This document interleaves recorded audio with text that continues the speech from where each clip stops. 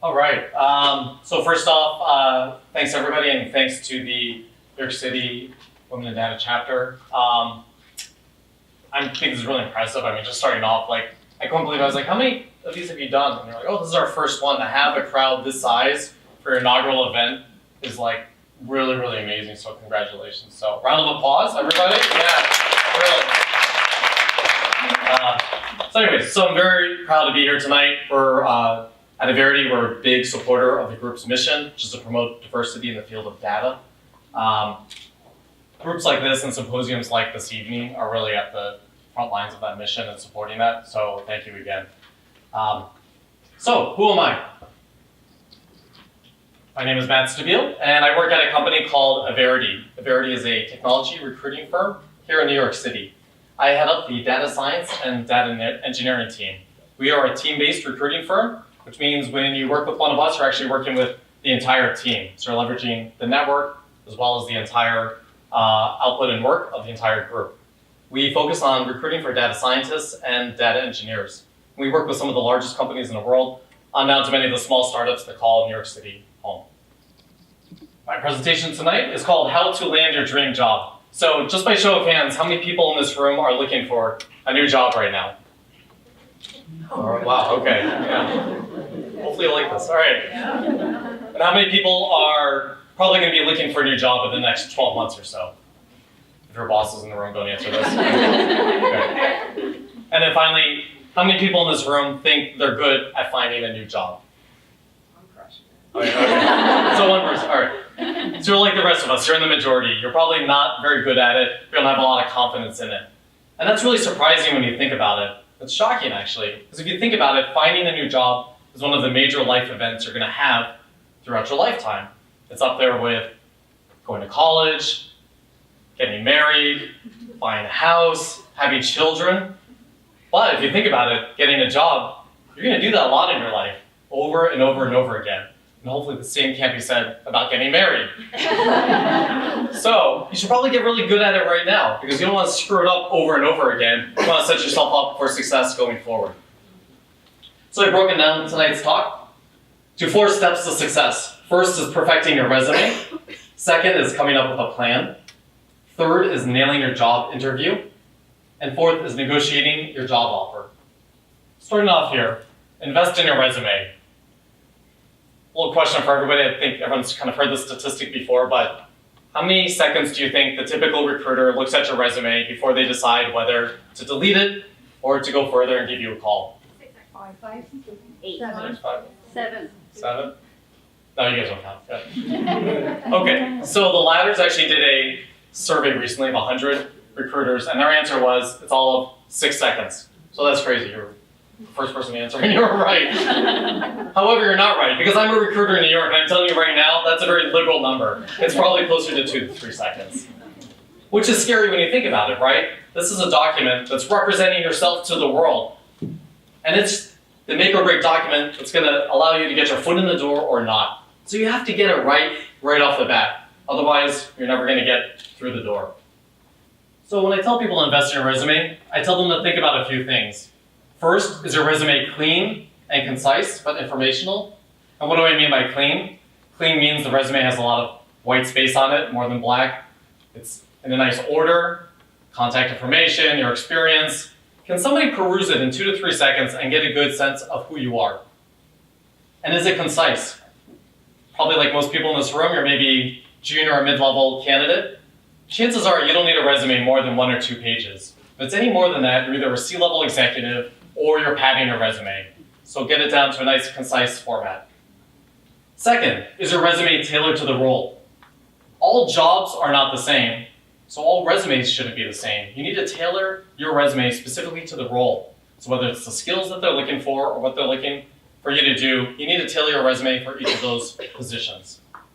And third, does your resume provide tangible insights about your experience? And what do I mean about tangible insights? Well, you can have a lot of information on your resume, but is it tangible insights? Specifically to technology, are you listing out in your experience what technologies have you used, how have you used them, what did you build, what were the results of the work you did? Otherwise, you're just putting in general, vague statements about yourself. And that's not telling the interviewer or the recruiter who you really are. I've included a couple examples here. This is an example of a bad resume. I've redacted this person's name for confidentiality. But going back to my last slide, is this a clean and concise resume? Definitely not. It's certainly not clean. There's a lot of black on the page. It's not very well ordered. It's just a laundry list of professional summary, whatever that means. Every technology under the sun. Experience just runs off the page. Is it concise? Definitely not. In fact, this resume actually extends out to 6 or 7 pages. Believe it or not, I've saved you having to look at it. So it's definitely not concise, and I guarantee this person is not at that level. And does it provide tangible insights about their experience? I know it may be a little hard, but no, not at all. If you really read it, each of these bullet points are just general vague statements about that person's background. Now on the flip side, this is an example of a good resume. It's clean, right? A lot of white on the page, really well organized. They have their contact information at the top, followed by their experience in reverse chronological order, education, skill set. Somebody can look at the resume and within 2 to 3 seconds, really get a good sense of who this person is and most likely want to interview them. I've redacted this person's name, but if you're a hiring manager in this role, in this room, let me know, I'll talk to you afterwards. It's also very concise. This person's been working for about 2.5 years. They needed 1 page to get all that information out. That's all they needed. And does it provide tangible insights about their experience? Again, a little hard to see here, but definitely. Each of these bullet points is a specific example of projects this person's worked on, the technologies he's used, how he's used them, what were the results. From looking at this, you get a really good sense of this candidate. Second, come up with a plan. I'll use the analogy of building a house, for example. You're going to build a house, you're not just going to go out and do it, right? You're going to come up with a plan, right? You're going to think about a blueprint, what materials you're going to use, how much you're going to spend, what location you're going to build a house, what style. There's a lot that goes into it. And as we said before, finding a job is a major life event. So you don't just want to jump into it. You need to come up with a plan ahead of time.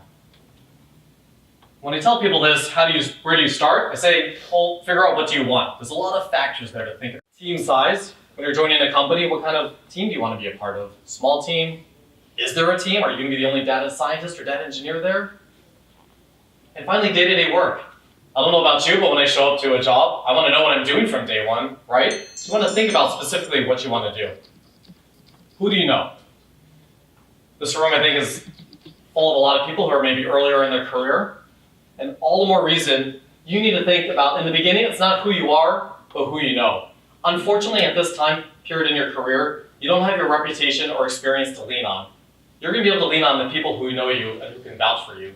So you need to think about what connections do you have in your network for what you're looking for.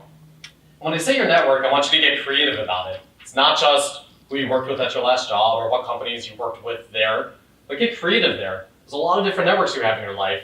There's social media, right? LinkedIn, Facebook, Twitter, maybe your alumni network, people you went to school with, people who went to your same school that you can leverage that connection with. What about personal, friends and family? In New York, there's a lot of people here and we're all very well connected. Reach out to your friends and family and let them know that you're looking. A little story about myself, the job I have, 5 years ago I was looking for a new role. There's a woman I know in my building who was in the gym one day and I told her I was looking for a new job. She said, oh, my husband, who's a CTO at a company, works with a recruiter and that recruiter is looking to start a new company. We made that introduction, that was 5 years ago. That was the beginning of Averity. So you never know where these connections can lead. And finally, just because a company isn't advertising doesn't mean it doesn't want to hire you. Hint, everyone is looking for data talent. So if you're looking at your network and you're thinking to yourself, oh, maybe I don't want to reach out to that individual, I went to their website and they don't have that job advertised, don't worry about it, leverage it anyways, because chances are they want to hire you because they need your skill set. A little plug for what we do, but when you're coming up with a plan, maybe you want to think about, do I want to hire or work with a data recruiter? And why is that? I just said you hire them. You're not actually hiring them. They're free. You don't pay them a cent, so you don't need much more reason than that. But think of them as your agents. Actors and athletes have them, so should you. Data is the #1 job companies are looking to hire for right now. So don't sell yourself short. Treat yourself like the all-star you are and get an agent. Recruiters will do the heavy lifting for you. A lot of the resume revisions, working their network, setting up interviews, preparing interviews for you, giving you feedback, negotiating your job offer. They'll do a lot of this heavy lifting for you. We just talked about before the connections. They have the connections. That's what they do. They build out their network every day. So leverage their network as well as your own personal networks. They know the market. They'll know who's hiring, who's firing, what money you should be looking for, what kind of roles, what technologies you should pursue. And they'll coach you through the interview process. It's the most nerve-wracking part of the job search. Let them help you through that. They'll gather and provide feedback for you. And finally, they'll negotiate job offers for you. No one likes negotiating money with their future employer. Let the recruiter do it for you. Third, nailing your interview. Nobody likes interviewing, right? It's very nerve-wracking. This is the part of the interview process that everybody hates. But you need to get good at it, and you need to learn how to do it. I could have a whole other presentation as far as skills in terms of doing the actual interview. I've come up with a few shorthand tricks that you can use to make sure you're going to have success. This is really easy. Be interested in the company and the role. Did you research the company? When you're doing your interview, do you really know who this company is? They want to know that. So what is the company? What do they do? What is their mission? What is their history? What's the culture like? What are the people like that they hire? What's their fundraising like? Companies want to know that you're really passionate about what they're doing. If you go in there not knowing that, they're going to detect that very soon. And second, did you research the hiring manager? The hiring manager is the person who's going to be making the ultimate decision as to whether to hire you or not. You better know who they are so you can impress them when you go in for the interview, but also you're going to be working very closely with them going forward. So don't you want to know a lot about them? Where do they work? What technologies do they work with? Are they somebody you're going to be able to learn from? And finally, do you know their tech stack, and is it what you want to do? Now, you'd be shocked at the number of candidates we've heard who've gone into interviews, and they get out and they say, oh, actually, you know what, I don't want to work there. It's not the technology I want to use. Well, why the heck did you go in there in the first place? If you're an open source software developer and they're a Microsoft shop, you're just wasting everybody's time, including the interviewers. So figure that out ahead of time. 3 things that I tell candidates going in is you need to have ability, aptitude, and desire. And what do I mean by this? Ability. Do I have the current skills and experience that this role requires? That's pretty straightforward, right? If you're a data engineer and a company says you need to know Spark for this role, do you have that skill set? Is it in your resume? And are you showing how you've used it in your prior role? That's pretty straightforward. The second is aptitude. Can I learn the skills to do the job? And how have I shown the aptitude to do so in the past? Chances are, when I walk out the door this evening, there's probably going to be 2 new technologies I've never even heard of, called microphone and table. Who knows? Companies are adopting new technologies all the time. You need to show the ability to have learned and adapted to new technologies in the past, because you're going to have to do so in your new role, whether you like it or not. It's also helpful because if they're using a technology you haven't used in the past, you need to show that you're still going to be a good candidate because you can pick up and learn that skill set quickly. And finally, desire. Have I shown the ability or aptitude to do the job through my research of the company and the position? And this ties back to my last slide. You can have all the ability and aptitude in the world, but if you don't have the desire to work there, if you're not combining these 2 things, a company's not going to care. They're not going to want to hire you. Availability. Can you make yourself available for phone and in-person interviews? Nothing drives companies and recruiters up the wall more than candidates that don't make themselves available for interviews. I get it. We all have jobs and busy lives, and we want to enjoy our lunch breaks. But if you're not making yourself available for interviews, you're never going to get the job. Remember, it's their schedules that are more important, not yours. They're the people deciding whether to hire you. They're the ones paying your paycheck. You need to prioritize your employer. Second, you want to keep the momentum going. People don't think about this, but you're not the only person interviewing. If you're not making yourself available, there's plenty of people behind you that are, and they're going to get the job from you if you don't make yourself available. And third, it shows that you're really interested. How many people have gone on a date, right? And you think it went great, and then you talk to the person the next day, or you text them and say, hey, it was great, let's do a follow-up date. And they say, yeah, sure, I'm available in 3 weeks. Right? We've all heard that adage. They're just not that into you. Same thing with companies. If you say that to a company, yeah, I want to interview, I'm available in 3 weeks, it shows you're just not that interested in them, and they'll detect that very quickly.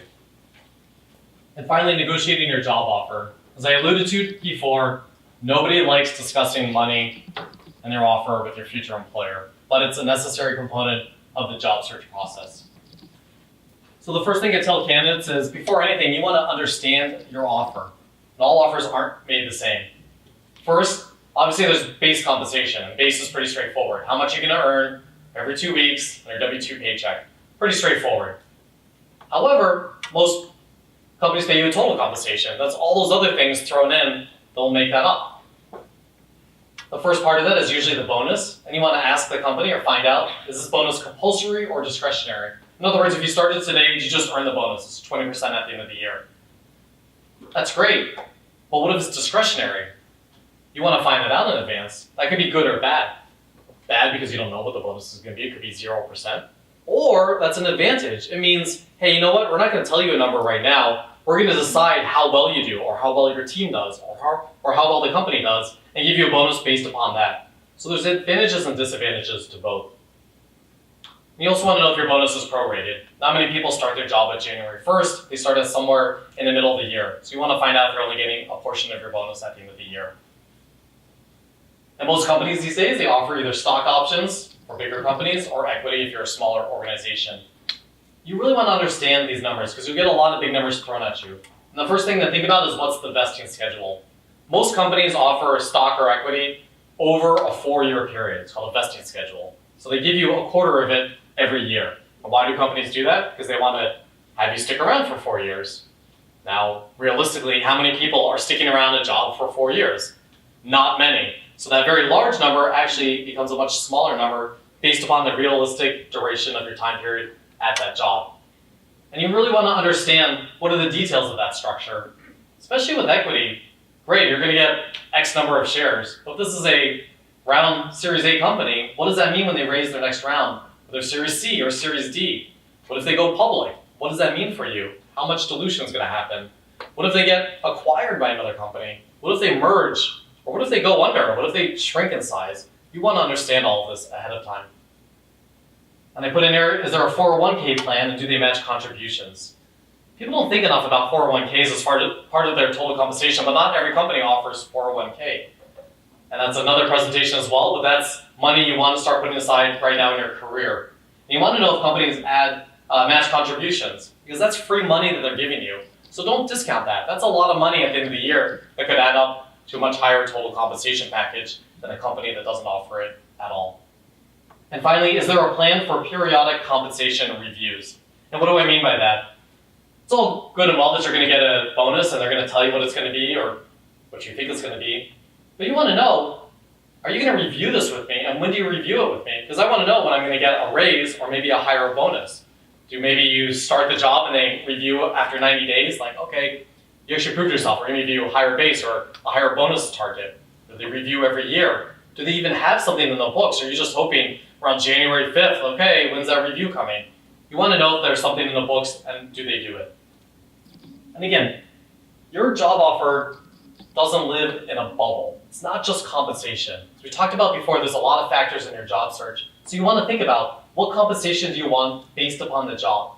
You want to make your decision based upon a number of factors. Yeah, there's total compensation, but what about the company? Do you really like them? Is it a company you want to work for? What about the title? Is that really enticing to you? Is it the technology you want to work with? Or is it technology you're just kind of like, whatever? People and culture. Are you really attracted to the people and the culture of that company where you'll take a smaller offer? And is there room for growth? Maybe it's a small number now, but there's a lot of growth potential, so you can really move up there. And finally, commute. This is New York. You know, a lot of people will take a lot less money for a job that's down the street versus commuting an hour. And when I talk to candidates at the stage, I tell them to think about 3 numbers. I tell them to think about what number do you turn the offer down at, what number keeps the job in the running, and what number would I drop everything and accept. What number do I turn it down is pretty straightforward, right? Everyone's got rent to pay or food to put on the table. So what number is your bottom line that you're not going to take and you move on? Most people fall into the what number keeps the job in the running. Now, a lot of jobs I'm interviewing for, I'll get an offer from this company, but I'm going to stick around and see what the other offers are and make a decision based upon all of them. But what companies really want to know is what number would you drop everything and accept? And why is that? Well, newsflash, companies hate interviewing as much as you hate interviewing for their jobs. It takes up a lot of time, it's stressful, it's expensive. They want to just get back to what their company does and not interview.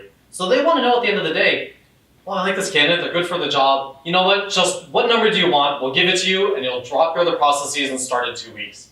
You need to be prepared to have that number on hand. Because look, if you get that number given to you, you win. And going back to what recruiters do, I think they can help you out a lot in this process because they're great at having and gathering information. How well did you really interview? Recruiters will get that inside information because they'll find out, did you just kind of squeak by and you're like you got an offer? Or did you really do extremely well and that's a lowball offer? They'll also know who else is in the running. You get that offer and you say, oh, you know what, I'll stick around and see what else is out there. Are there other people in the running? We're just going to accept that offer and then you're out of luck. Now, how badly does the company need to hire? Are they replacing somebody? Or are they kind of expanding? Do they really need you in that job? Because they may be more willing to give you a higher offer based upon that. And also, what's their history of making offers? You want to know your offer in the context of how well that company has made offers in the past, so you can make a proper decision. And finally, they know the market. Is your compensation in line with market value? What did other people get in similar positions there or elsewhere? Don't sell yourself short. And I really want to hammer this home with this crowd tonight because I think this is so important. Again, data is the #1 job companies are looking to hire for right now. I don't want anybody in this room to ever sell themselves short. You need to know what the market value is for your worth, and you should demand it. And the recruiter's going to know what that is and fight for it for you, because it's in their interest to get the best possible offer for you. And finally, as I mentioned before, it's uncomfortable to negotiate salary with your future employer. No one wants to talk money with their future boss. Let your recruiter do it for you. Conclusion: rinse, wash, and repeat. You might as well get good at this now because you'll be doing this many more times in your life when or if you retire. The average lifespan of employment in this market is anywhere from 12 to 18 months. So if you're 25 and you retire at 65, that's optimistic, and find a new job every year and a half, you could be doing this 24 more times in your life. That's 25 more times to screw this up, or 25 more times to be successful and to find your dream job over and over and over again. Thank you.